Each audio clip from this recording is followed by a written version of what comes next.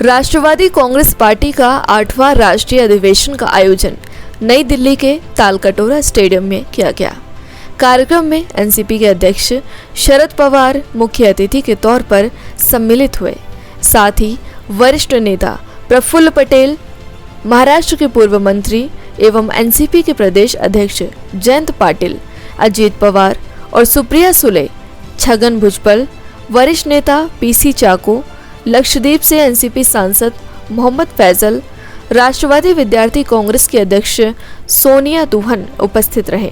इस दौरान राष्ट्रवादी युवक कांग्रेस के राष्ट्रीय अध्यक्ष धीरज शर्मा ने अपील की कि अगर वर्ष 2024 में नरेंद्र मोदी और बीजेपी को हराना है तो आदरणीय पवार साहब को ही सम्मिलन विपक्ष की कमान संभालनी होगी, क्योंकि बीजेपी जैसी पार्टी से टकराने के लिए उनके जैसे अनुभवी और ऊर्जावान नेता की ही जरूरत है। धीरज शर्मा ने कहा है कि आज नफरती विचारधारा से एकजुट होकर लड़ने की जरूरत है।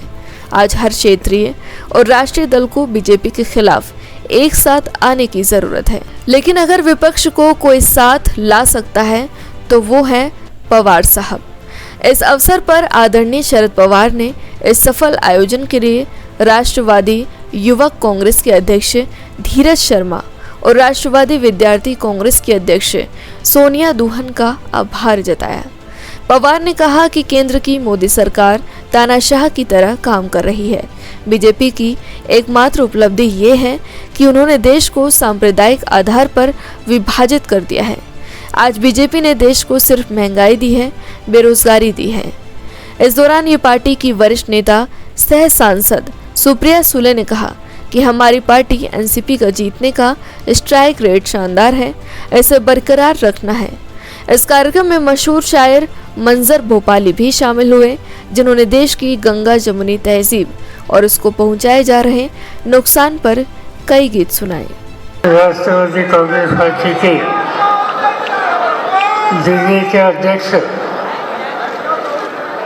जिन्होंने आप सभी का स्वागत किया, वो डॉक्टर योगानंद शास्त्री जी। डॉक्टर शास्त्री जी वो दिल्ली राष्ट्रवादी कांग्रेस पार्टी के अध्यक्ष है। दिल्ली की जो विधानसभा थी, इस विधानसभा के 3 बार स्पीकर रहे हैं। दिल्ली के राजनीति में एक बहुत ही जिनका सम्मान है, ऐसे नेता है। और शायद आप लोगों को मालूम नहीं होगा, वो एक हिंदी के अच्छे साहित्यिक भी है। और मुझे खुशी है कि आज का ये अधिवेशन अच्छी तरह से आयोजित करने में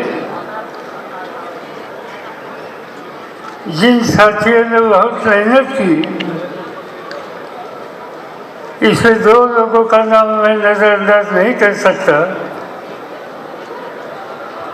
एक धीरज शर्मा जो राष्ट्रवादी युवक का अध्यक्ष है, और दूसरी सोनिया दुहन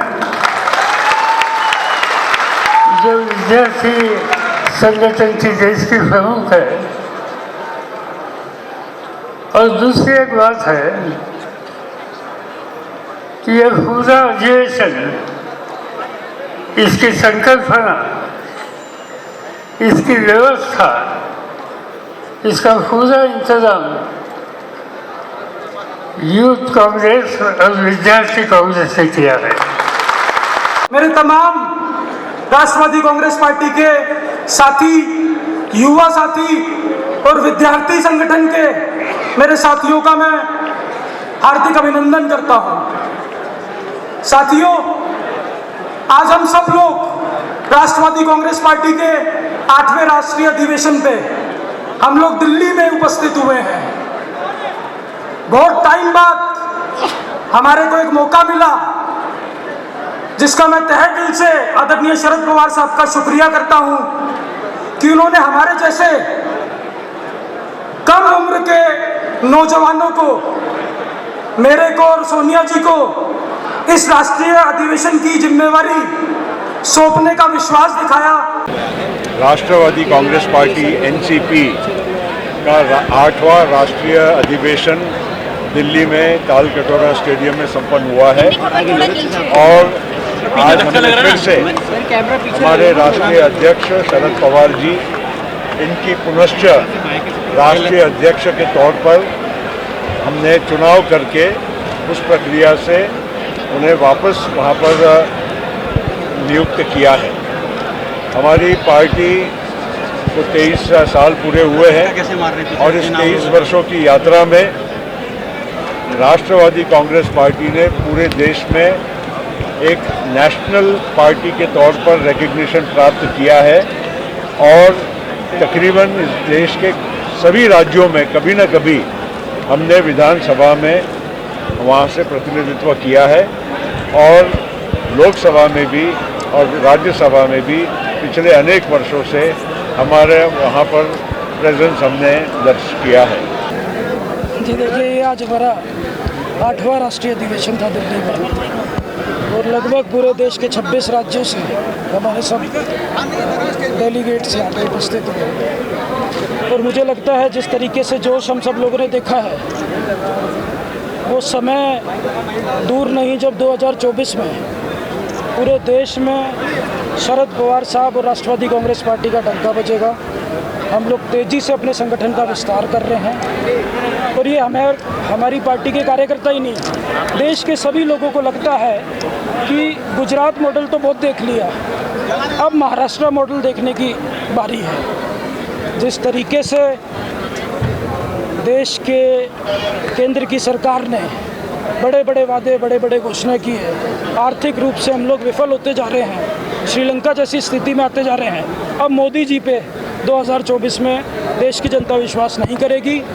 अब एक ऐसे नेतृत्व की ज़रूरत है जो सभी विपक्षी दलों को साथ में ले सके, सभी लोगों के साथ में लेकिन सांप्रदायिक ताकतों को उखाड़ फेंकने का काम कर सके और हम सब लोगों को, हमारे सभी कार्यकर्ताओं को और देश के सभी युवाओं को अब ये लगता है कि अब शरद पवार साहब जैसा नेतृत्व की देश को ज़रूरत है और मुझे पूरा भरोसा है सभी विपक्षी दल साथ में आएंगे और 2024 में मिलके इन सांप्रदायिक ताकतों को लड़ने का काम करेंगे।